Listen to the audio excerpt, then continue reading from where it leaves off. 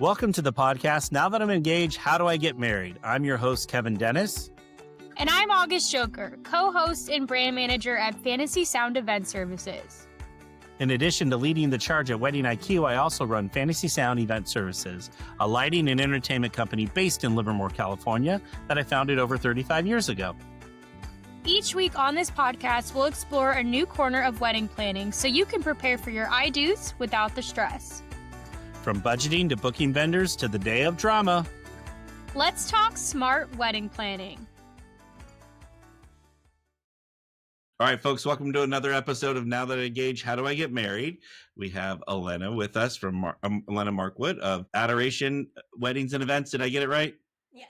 Okay, perfect. So she's here to talk about the different types of coordination for engaged couples. So and before we get going any further, I'm going to say August is out sick today. So sorry guys, you're stuck with me and Elena. So we're good. We got the expert with us. So tell us a little bit about your company, how you got started and how we got here today. Yeah, absolutely. So my journey into the wedding industry was a little bit of a convoluted one. My major in college was actually musical theater. Oh. So I actually didn't start out in events at all.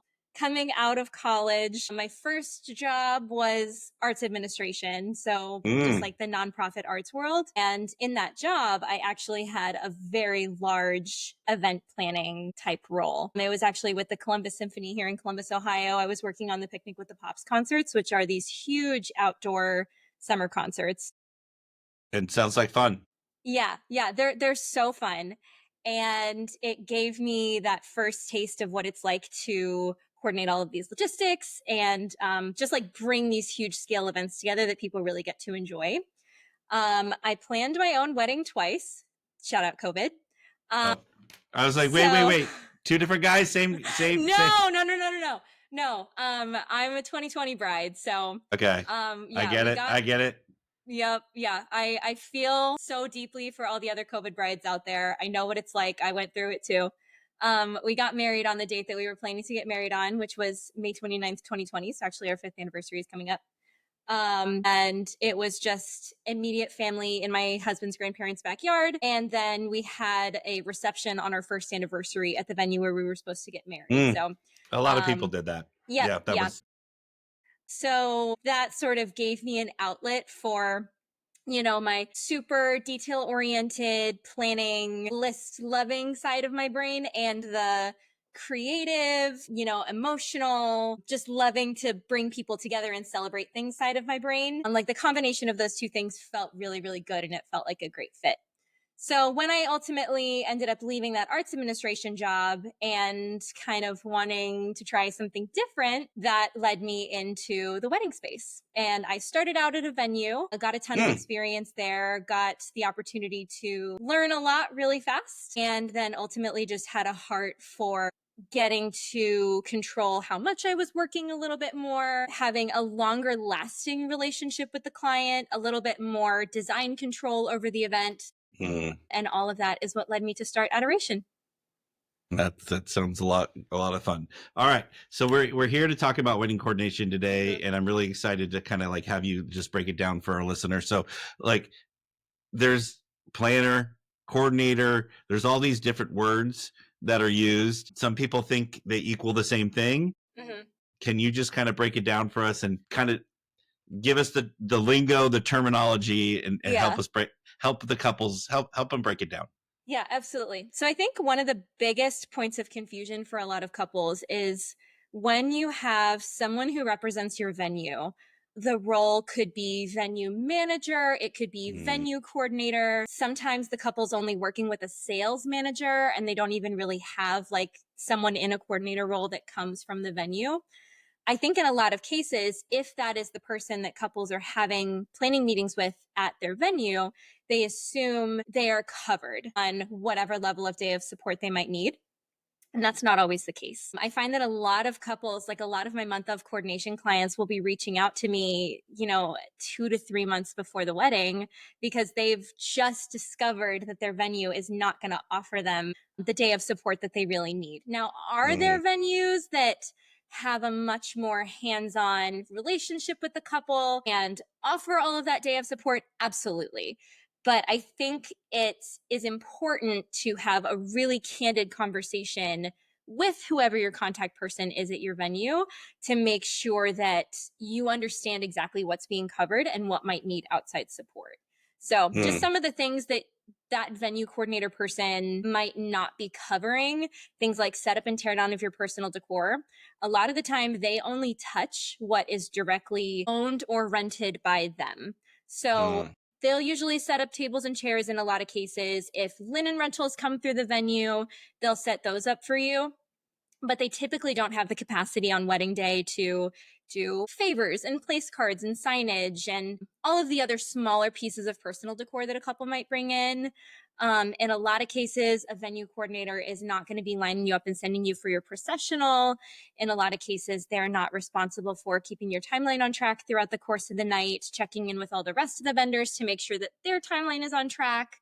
The keeping reception events flowing, just lots of those little pieces that you want to make sure you have coverage for, and also that it doesn't end up being, your mom or your maid of honor or any of those other people who should have the opportunity to relax and enjoy the day with the couple.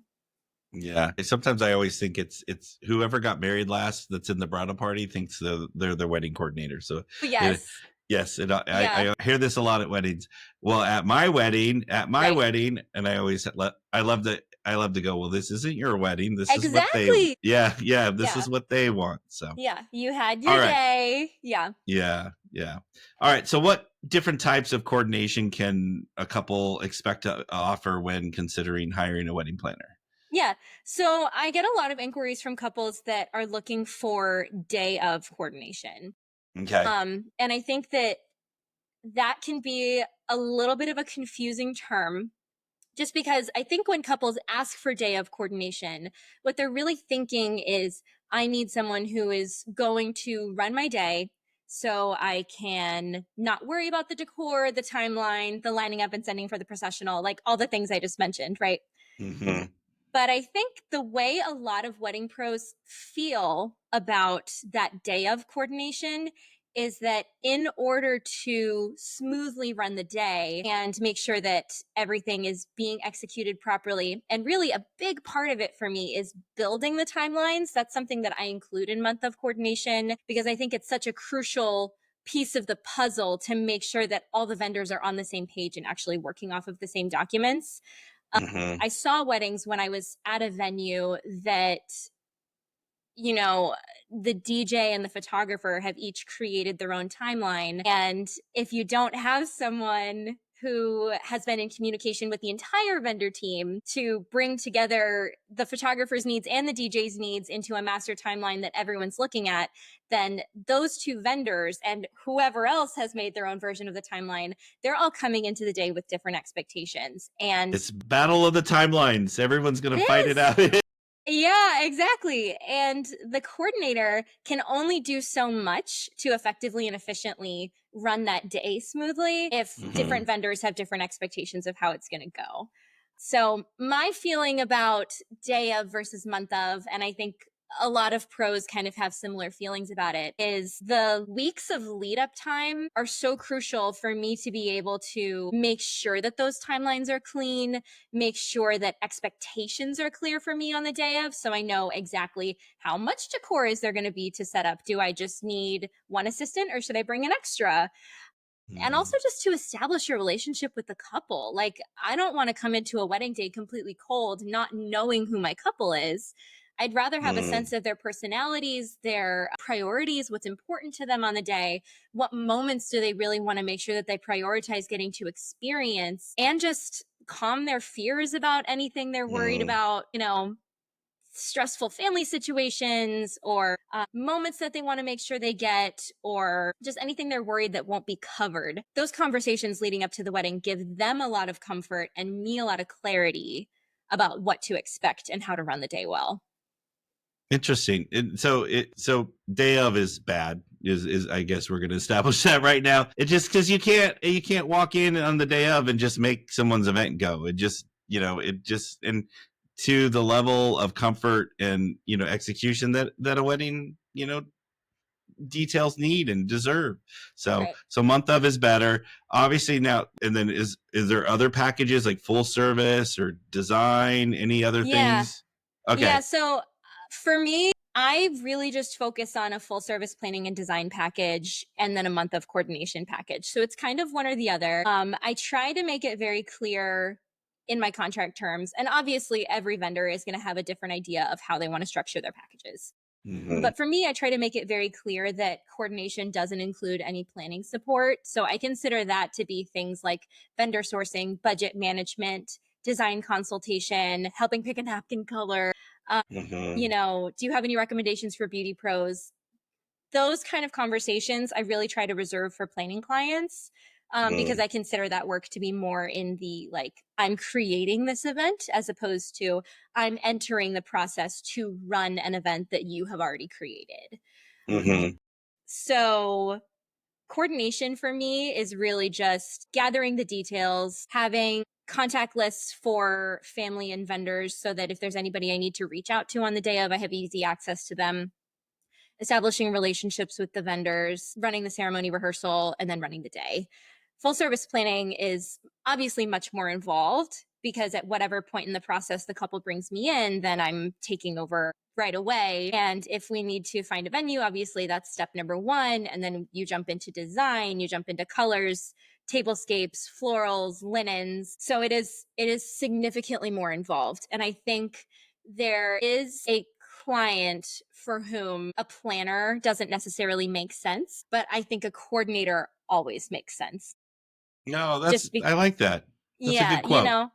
I think just regardless of obviously budgetary concerns are different for every couple and it's crazy out there like what weddings are costing.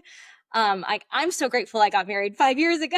Like I couldn't afford to have a wedding right now. So like I get how wild it is out there, but at the same time, the couple's memories are valuable and their family's memories are valuable. And I can't tell you how many consultation calls I've had where mom has sat in on the consultation and has said, I tried to be the coordinator for my older daughter's wedding and I'm not doing it again.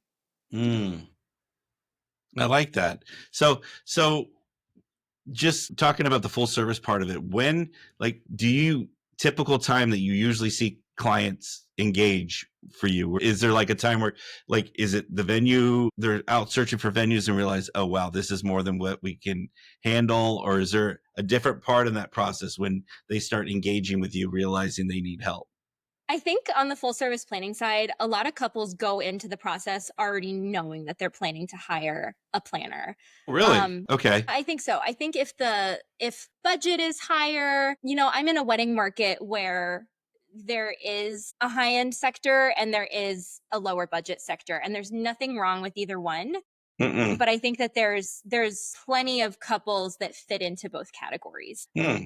And there's a middle ground, but I think the couples that have a higher budget that want a more produced event, or especially if it's a private residence, we're going to have to talk about renting everything in. That's always going to be a huge factor where you're going to need a planner to navigate all of those logistics as well. So really it's anywhere from, I have one coming up this summer that actually we started at 9 months prior, Mm. which made me sweat a little bit, but the couple's amazing and it's all coming together. But anywhere from like 2 years out, a year and a half out. And sometimes they'll come in already with a venue booked. And they'll then be able to include that in design conversations in consultations and in initial meetings like, hey, this is where we're getting married. This is what we want it to look like. Like our style has been informed by the venue, or we already knew we wanted this venue, so we booked it right away. Or it could be, we have nothing done. We need you to start right away. We're procrastinators. Help us. Yeah, exactly. Get us going. So you mentioned real quick is you just I'm going to go off on a tangent, but you mentioned homes or having it like having a wedding at a place that doesn't typically host weddings. Mm-hmm. Tell me, like, that's you definitely need a coordinator for that. Yes. Yeah. Like Yeah. if you try to do that on your own, I think you're going to be in the weeds. Argue honestly that a planner is necessary for that type of wedding because Yeah. it's the And I think a lot of brides, a lot of couples who were affected by COVID had this realization that you expect like a backyard wedding to be so much more affordable. It's But then not. by the time you rent everything in, it's not. Hmm. So, just for the nature of having to manage all of these structural rentals, whether it's flooring, tenting, bringing in a lighting professional, worrying about, um, portable restrooms, insect control. Where is the caterer going to work out of? Do we have to like build a kitchen in a tent? Hmm. There's a lot of considerations that wouldn't be obvious to a couple that has never tried to turn a home into a wedding site before. Yeah. We had it was gorgeous wedding. These people had the most beautiful backyard last summer. And we're over there. Our company does a lot of lighting decor, that Hmm. kind of stuff. And so we were putting up chandeliers and stuff in their trees and we were lighting up the backyard and going crazy. And at one point, because we need electricity and the houses are not meant for lots of electricity. Yeah. And so we had to finally bring in a generator to run the coffee because people forget the coffee machines take a lot of work, but also like just to bring in they had a band that, the Hmm. caterer to run all the ovens. There was all kinds of stuff. And then partway through the whole thing, the dad he looks at me, he goes, "This was the worst effing idea my daughter ever came up." He just like, we were like, because a lot of times too, when you're doing backyard weddings, you can't just show up on the day of and make these things go. They usually It's a installs on multiple these. day. Yeah. Yeah, you're there, there's layers to it, like I had to come in early to get all this stuff up so then the rental people can come in, and there's only one driveway. It's not like a loading dock at a hotel, and there's all kinds of these other logistics. And the dad, that he was like only like in day 1.5 of everyone loading stuff into his house, and he's like, "This is the worst effing idea."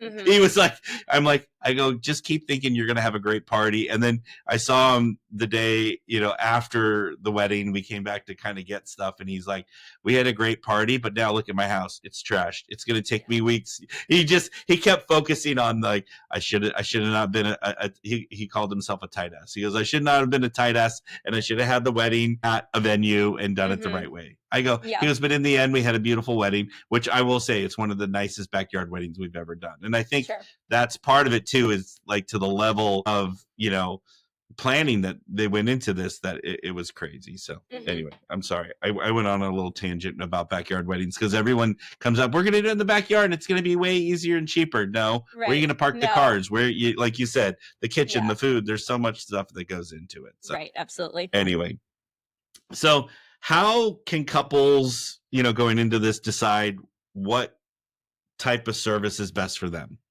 So I think the first thing to think about is just that conversation with the venue to understand exactly how much support is coming from the venue. So you then know what areas do I need to seek support in. And this Mm, is assuming that it's not like a full service planning client. We kind of chatted about if it's a higher level of design, if there's a ton of rentals involved, like those are the cases where you really see the clients want the full service planning and design. So thinking more the couple that's booking the ready-made venue that includes the tables and chairs and linens and all the things. So I think first just determining what is your venue going to do for you. And if it turns out that it is a venue that their in-house coordinator is going to cover processional, recessional, mm, decor, timeline, all of those things, then maybe it doesn't make a ton of sense to hire an outside coordinator. mm-hmm, But if you come out of that conversation with the venue feeling like, oh, there's so much more to running this day that we didn't realize, because again, most couples are doing this for the first time.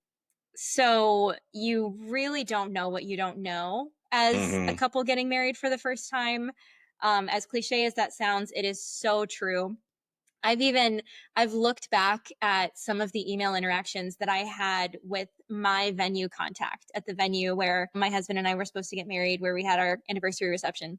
And just looking at the questions that I asked her, again, I wasn't in the wedding industry yet at this Yeah, time. I yeah, was like, my gosh, I was every bride I've ever worked with. yeah. Like I was asking all the same questions that I've been asked multiple times. And there's nothing wrong with any of that. There's nothing wrong with this No. being the first time that they're going through the process. It just makes it all the more important to make sure you understand where all of your support is coming from, who's doing what, how it's getting managed, so that on the day of, you don't have to stress about it, and you can actually enjoy your day and be present with your people and know that everything is covered without worrying about sending people who should be relaxing and enjoying the day with you to cover it. Yeah. And that's where I think people really mess up is you want your family to enjoy the day, the celebration with you, not be stressed out about having to get all these gifts home or do, all that, like Right. have a plan for all that kind of thing. All Yeah, right. absolutely. So, all right, now I realize I'm a couple. I realize I need to hire, a planner coordinator. Like, what kind of questions should I be asking? I think certainly what is included in the service package, Mm, just again, knowing what's included, how is it going to serve them, what can they expect from the vendor on the day of, and also how do they work with different types of venue coordinators? Like, how do those venue vendor relationships work? Because just with month of coordination contracts, I have seen a wide variety of levels of support from venues, and some have been very full service, like the country club where tables, chairs, linens, catering, and bar are all included. And the only things that they're bringing in are like me, the DJ, and the photographer. Knowing how is that relationship going to look? How mm, many meetings are you willing to have? Are you willing to come to a month out meeting with the couple and the venue to make sure that everyone's on the same page about how the process is going to go, what's the day of going to look like, who's covering what? Because as great as it is to have multiple support people on the day, you just want to be really clear going into it, like, my month of coordinator is covering these tasks, my venue coordinator is covering these tasks, so that the venue coordinator and I are not both coming in like, all right, first thing I got to do is get the linens on the tables, because you don't want to end up with both of us are putting the linens on the tables, but then no one's setting out the take personal decor and getting the signage out and, all that kind of stuff. Other questions to ask. I don't know. I don't know how else to answer that question. I was gonna say communication. Like what, like how, because I feel like now you said you got married 5 years ago. I got married almost 17 years ago. The way I communicate with clients is different. So like, is that go into it? Like how are we going to communicate? Like I just worked with a planner that uses Slack channel with her couples, and I had it. Wow. Yeah, and she had all of us vendors all on different. It was like the most organized. It was a lot of work on my side because I'm used to, I'm old. I like email, Right. personally. And it's a whole new platform to download. Yeah, exactly. So, but everyone had, so going into that, I think, how are we going to communicate is probably, it would be a question I would be asking as well. Yeah, and that's a big one. Like, how many meetings do you allow during the process? Because a lot of vendors will say, my month of coordination package includes 2 meetings. End of story. I'll usually tell them I don't limit the number of meetings that we have, but usually 2 to 3 does it. And if we have quicker questions, a phone call or an email usually covers it. And I've never had a couple that's felt uncomfortable with that, especially if there's like a month out meeting that's required by the venue that they want me to attend. Most of our questions get taken care of at that month out meeting. And then maybe we'll have like a week of touch base where I just make sure, like, these are my decor expectations. This is, my finalized timeline. It's been sent out to the vendors. This is our plan for our ceremony rehearsal, just to make sure that they feel really comfortable going into wedding weekend. Yeah. Another question that I get asked a lot is like the length of time that I will work on the wedding day. Oh. Yeah, maybe this is something that I should put a cap on just to protect myself in my contract. But I usually tell them it's typically just start to end of venue access for me. That's a good. The sooner I get in, the more comfortable I'm going to feel about getting everything done. And bored is way better than frazzled on a wedding day. So, yeah, that's usually what I'll tell them is as soon as we can get into the venue, I'll be there with my assistant starting decor, making sure that everyone's comfortable and happy, and pinning boutonnieres when moms don't really know how to do it properly so that they don't fall off. You always see the limp ones. Yeah, they're always like flopping down to the side. Yep.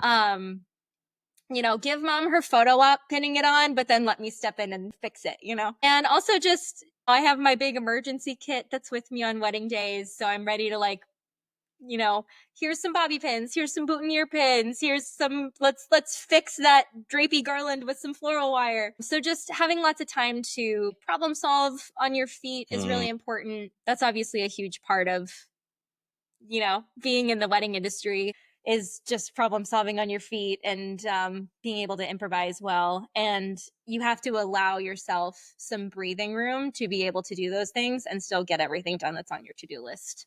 Yeah, it sounds like a lot on the day of. So Yeah. all right. So it's hard, I think, for couples to compare apples to apples. Everyone uses different, like vendor manager, sales manager terminology, wedding coordinator, all this to kind of different things. How does a couple cut through that, and really kind of understand that they're comparing, like, okay, my venue's providing me this, but that's not what a coordinator you can provide. Like, how do we cut through all that? Yeah, I think it just comes back down to the clarifying questions. Like, I want to understand exactly what your level of support is. What does this mean throughout the course of the process? What does this mean on wedding week? What does this mean for my ceremony rehearsal? What does this mean from start to finish on my wedding day? And really just asking those questions in all of those vendor meetings, like in the meeting with the venue and with any outside coordinators they might be doing consultations with, certainly, but honestly with the rest of the vendors too, because I think we're so entrenched in this world. We're so used to how our roles work. We might not always think of the questions that couples might have in terms of like, photography contracts could be a really good example of that. Like, they'll see 7 hours are included in this photography contract. Is that good? Is that enough? Do I need extra hours? And I think a really candid conversation with the photographer could be helpful there. Like, how much can we realistically cover in this 7 hours? Like, does getting ready coverage mean that we wouldn't have send off coverage? Just as another example. No, and I think that's a good example, because I've worked a lot of weddings where all of a sudden we're having to rush everything. Like the wedding has gone from flowing very beautifully to now all of a sudden it's like next, because we're having to get the photographer out of there because someone didn't read that, we have the photographer only for 6 hours, not 7 or 8, kind of thing, where things would have flowed nicely, and I think that's when a coordinator our planner can come in and really look at that and go, hey, you're missing this. Hey, do you understand by doing this, you have to do that. Right. So a lot of that stuff. Yeah. And I've had those conversations specifically with couples and photographers too, where like I had one in October of this past year where the couple had all of these spots that they wanted to hit before the wedding. Like, they did their first look and couple portraits and bridal party at a really popular park in the suburb of Columbus where I live.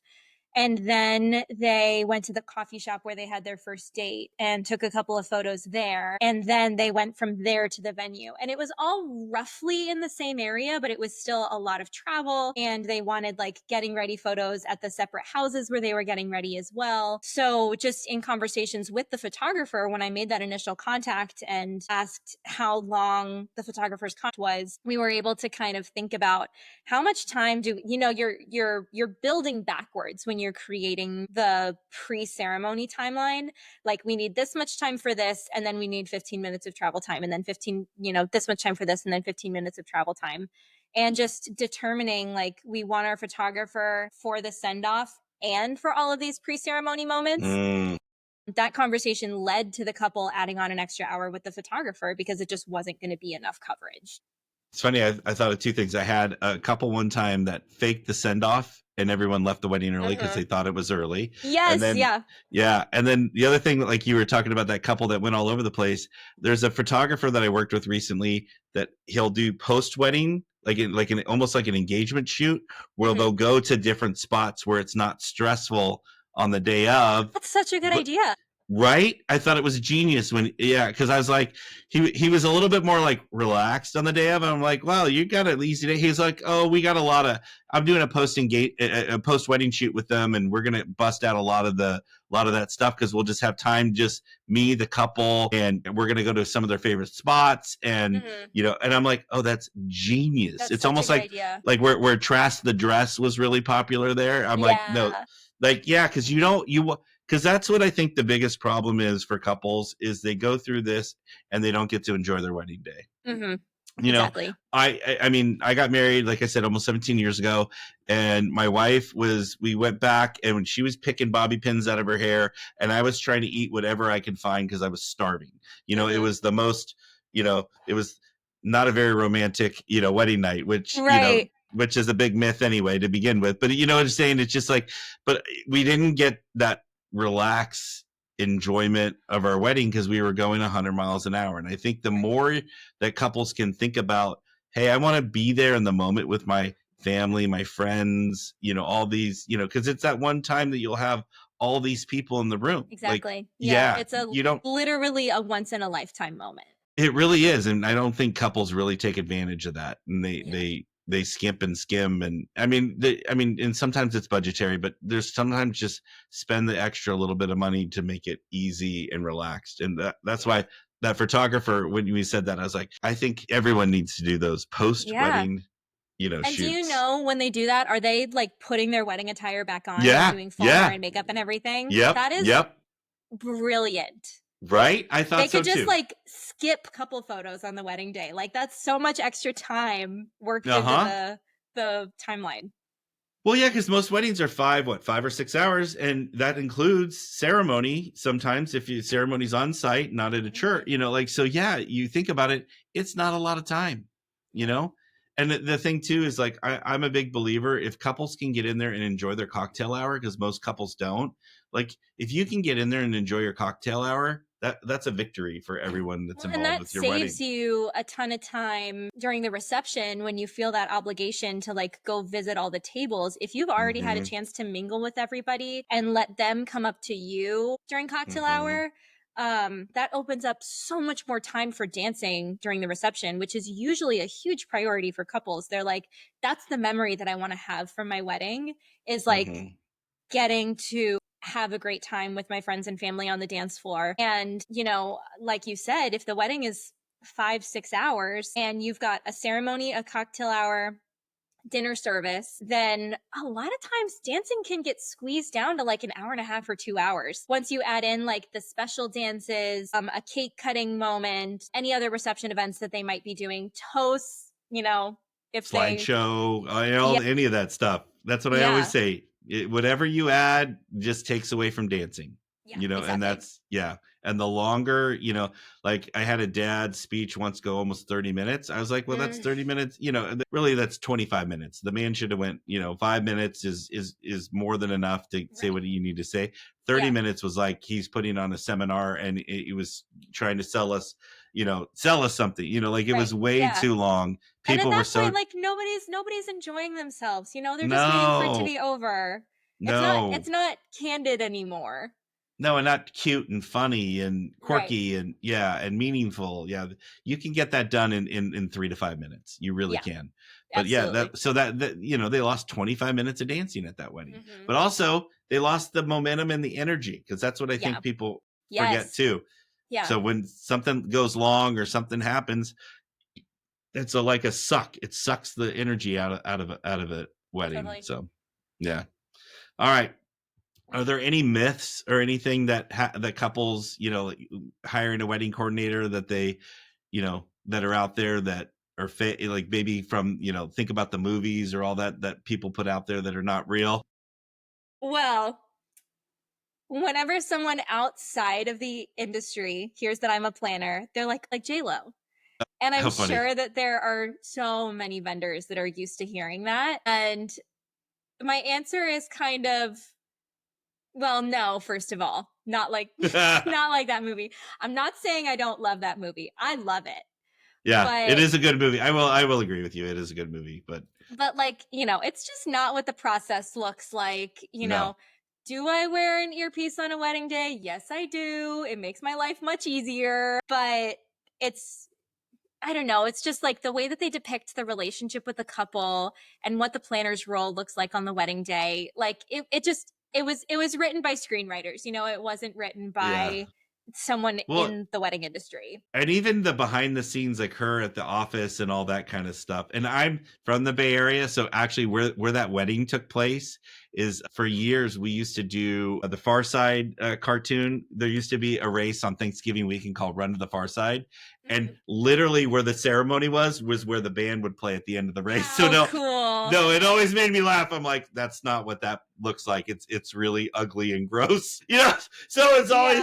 Yeah, no, it always made me laugh. But you that have set whole dressers come on site, and then a little bit of editing in post, and it looks way cuter. The angle, the whole thing. Yeah, no, it really made me laugh. So anyway, no, that's it. It's just not real. And I used to get Franck a lot from Father of the Bride. People would go, oh yeah, like Franck, and I'm like, no, that's not. We're not crazy like that. So or eccentric anyway. All right, so. Anything I always like to ask, because we had a coordinator on one time, has anyone asked you to do something crazy or absurd? And I'll tell you what this one, I had a coordinator on that the mother of the the stepmom wanted her to go over and flip off the mother of the bride and say it was from her because there was some family drama. So like, is there anything crazy or unrealistic asks that people have asked you to do? I just heard that in Tanya and Lindsay's episode, and Did you? Yes. I was chuckling in my car thinking about it. I couldn't stop. And I work with Lindsay all the time, and Lindsay is the sweetest, nicest like, I could never in a million years imagine Lindsay walking up to flip off anyone. So anyway.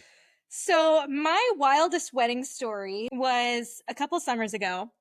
And, we were talking about all of the reception events that take away time from the couple getting to enjoy the reception with their friends and family. Mom of the bride had a slideshow that was a surprise. The couple didn't know about it.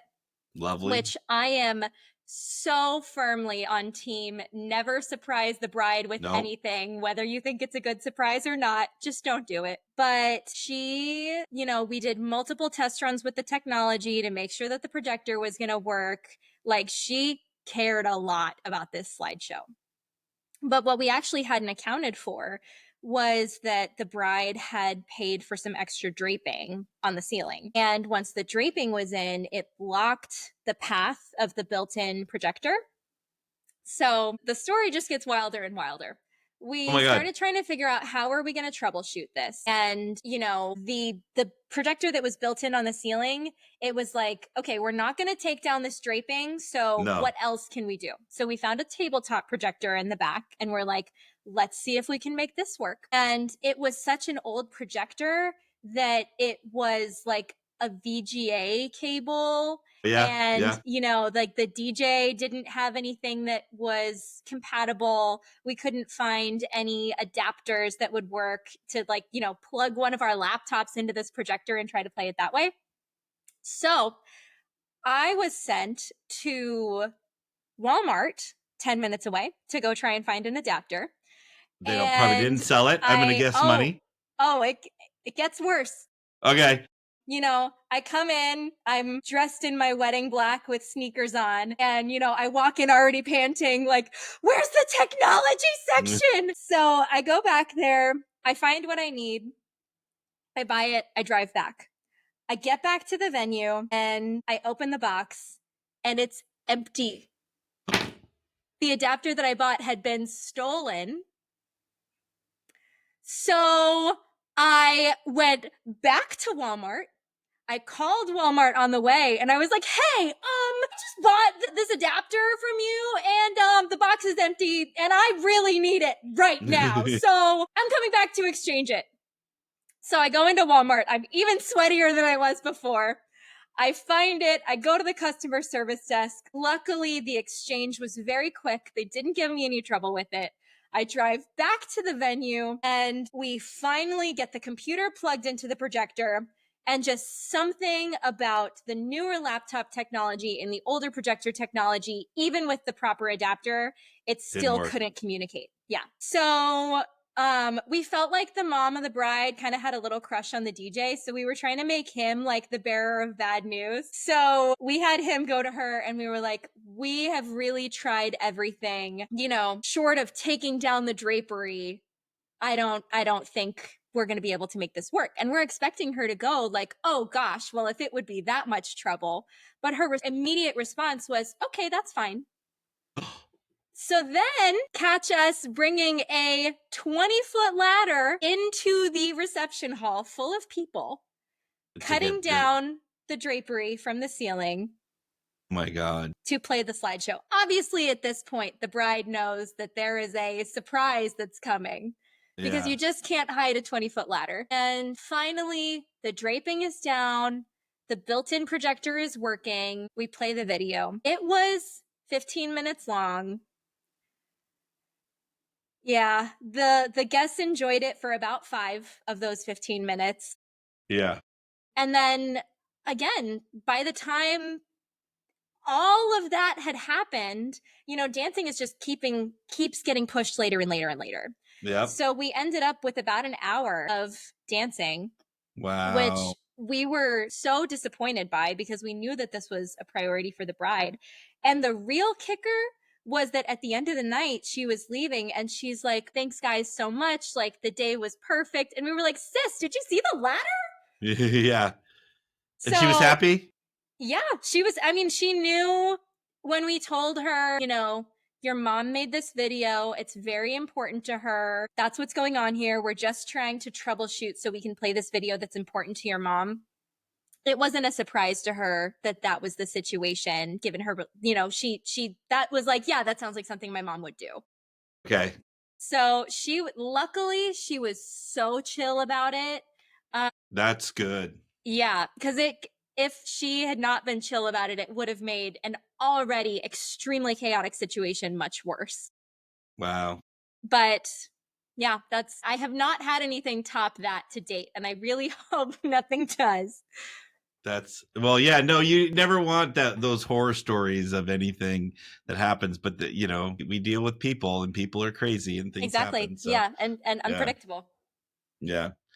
All right. I love that. That was actually a really good story. And I had a feeling once you got the adapter, it wasn't going to work because the new laptops are more powerful than what the old projectors could handle. So I was like stress texting my husband the whole night. Like, I am going to have an earful for you when I get home. My God. I can't only imagine. Well, and I'm shocked you even found the adapter, to be honest with you. Cause I mean, like outside of Amazon, I'm sure those we recently threw away all our adapters that we had like that because we don't even own a projector that has that anymore. So anyway, interesting. All right. Anything you would love to leave with our clients before we let you go? I can't think of anything. All right. Perfect. So I'm going to ask you before we let you go, what is your favorite part of a wedding? So I have a couple that come to mind. One is so cliche, but it's sending the bride down the aisle. It always makes my eyes a little sweaty. I think it's just like such a sweet, you know, highly emotional moment for everybody. Usually she's really nervous. And whether she's walking just with one parent or both parents, like she has this quiet moment with her parents before she goes down the aisle, and just getting to be the one who like gets to share that moment with her and be like, okay, now it's time to go get married, and like walking her out and fluffing her train and just sending her down, I think is always really sweet and really special. I can see that. And then, my other favorite moment, kind of on the opposite end of the event, towards the end of the night when bar closes, I always like to make sure that couple and parents get a fresh drink before bar closes because I never want my main players to be blindsided by bar close. So usually at this point, parents are done. Sometimes dad wants another beer or something. The couple at this point is usually like in the middle of the dance floor. They're vibing hard with all of their friends. Like they are having the best time. And I don't even want to interrupt them to ask if they want another drink. I'll just usually go to the bar and be like, what are they drinking? Can I have one more before you close? And then the rapturous look on their faces when I like work my way through the sweaty crowd on the dance floor and I show up with like, you know, it feels like they wanted nothing more than for me to come find them on the dance floor with that extra beer or that extra vodka soda or whatever it is. And it just feels like, wow, I'm the funnest person here right now. Yeah, that's right. That's a good feeling. Yeah, and just getting to see them like enjoying the day so much is so gratifying. And really, like, obviously wedding work is exhausting, it's taxing, but like if it weren't gratifying, we wouldn't do it, you know? I agree. There's days where I'm like, this is the worst effing job ever. Why, like, but then you're like, and then the next moment you're over there crying in the corner because yes. Like how no, lucky am I to get to witness these Yeah. moments in someone's life, you know? Yeah, I have a really good we're doing a film festival here locally, and the person that was running it was a friend of mine, and he made movies, and so when they did movies, they get 10, 15, 20 tries to make it right. And so him and I would always get into it because I'm like, let's go, moving on. Like, we're going to go set the next venue because we do them at all these different wineries. And he would get all like flustered. I'm like, dude, we have one shot to get this right. Let's go. And he's like, you wedding people are better than us movie people. And I'm like, yeah, we really are. Because we don't get to do let's do it again. Let's do it from this different angle. We get one shot. And if we don't make that, yeah. Could you imagine? Hey, Dad, you were really bad. We're going to take 2 and do your toasting. Yeah, cut it way down for us this time. Yeah, it just doesn't happen. So anyway, all right. So how can our listeners get a hold of you? Yes. So my website is adorationweddings.com. My Instagram is @adorationweddings. Both great ways to reach out to me. There's a pretty nifty contact form on the website. And yeah, I'm based in Columbus, Ohio, but I'll travel anywhere. I love that. All right. And we'll have all her information on the show notes, and we can't thank you enough for being with us today. And folks, thank you for coming to another episode of Now That I'm Engaged, How Do I Get Married? Minus August. We did it without her. I knew I could do it. All right. Thank you so much. Thank you. All right. Bye, everyone. To our listeners, thank you for tuning in to another episode of Now That I'm Engaged, How Do I Get Married podcast. Brought to you by Fantasy Sound Event Services. I hope you enjoyed listening to this episode. Please get in touch with me or August if you have any topic you would like us to cover. Or if you're struggling with your wedding planning, please be sure to submit a question to podcast@fantasysound.com. I encourage you to check out our other episodes on Apple, Spotify, or wherever you listen to your podcast. And if you're a fan, we'd love if you would subscribe to the podcast and leave a review. It helps others find our podcast so that they can learn from our guests too. And to everybody listening, happy wedding planning!